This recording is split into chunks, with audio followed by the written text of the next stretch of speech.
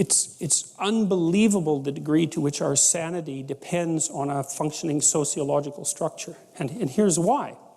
Well, first of all, you kind of need to know what to do every day. You have to have a routine, because you're an animal, you know. And, you know, if you have a dog or a cat, dogs are a really good example of this. Dogs like routine. They like to be walked the number of times a day that they're supposed to be walked, and they get quite sick very rapidly if you don't routinize their days. Children are exactly the same way. Now, you can overdo it, right? But still, you know, you need to know approximately when you should get up. It should be approximately the same every day. You need to know approximately when you're going to eat. You need to know what you're going to eat. You need to know who you're going to eat with. You need to know where to buy your food. It's like 80% of your life, 70% of your life, something like that, consists of those things that you do every single day, that you repeat.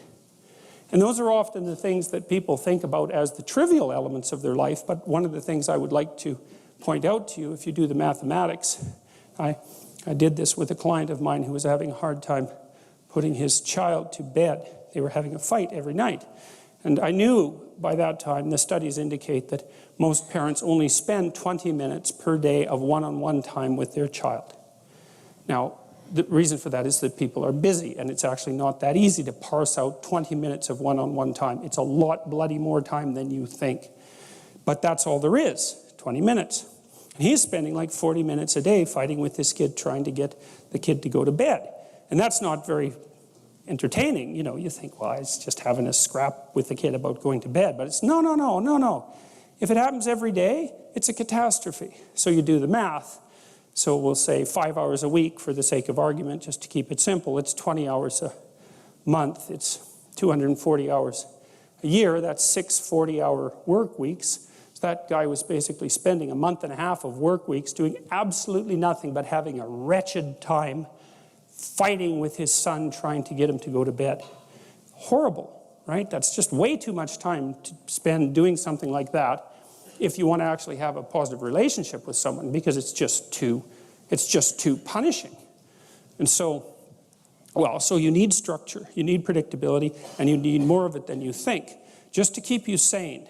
Now, if you're lucky, and maybe a bit odd, you can deviate 5% from the norm, or 10% from the norm, or something like that, carefully and cautiously, as long as the rest of you is all well ordered in a normative manner. You might be able to get away with that, and you might be able to sustain it across time, and people might be able to tolerate you if you do it, or maybe you'll get really lucky and you happen to be creative but reasonably well put together, and people will actually be happy that there's something idiosyncratic and unique about you.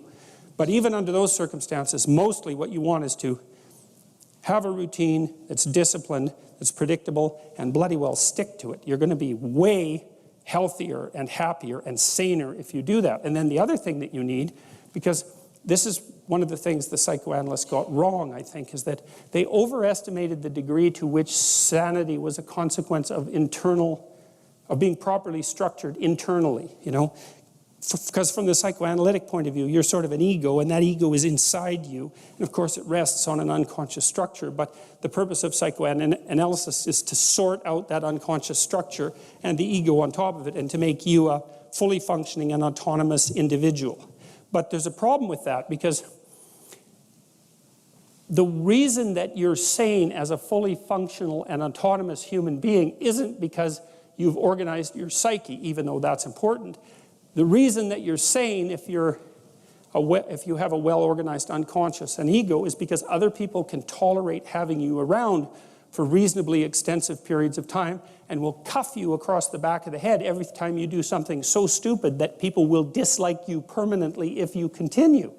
And so what people are doing to each other all the time, just non-stop, is broadcasting sanity signals back and forth, right? It's like you smile at people if they're not only behaving properly, but behaving in a way that you would like to see them continue to behave. You frown at them if they're not, you ignore them if they're not, you shun them, you roll your eyes at them, you manifest a disgust face, you don't listen to them, you interrupt them, you won't cooperate with them, you won't compete with them. It's like you're blasting signals at other people about how to regulate their behavior so frequently, well, it just makes up all of your social interaction.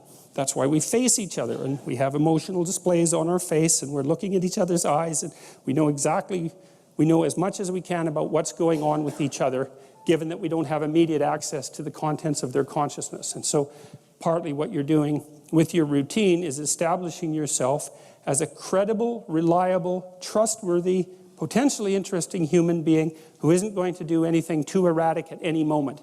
And everyone else is around there tapping you into shape, making sure that that's exactly what you are.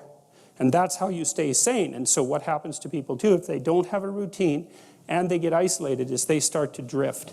And they drift badly because the world is too complicated for you to keep it organized all by yourself. You just cannot do it. So we outsource the problem of sanity. And it's very intelligent that we outsource the problem of sanity, because sanity is an impossibly complex problem. And so the way that we manage the incredibly complex problem is we have a very large number of brains working simultaneously on the problem all the time.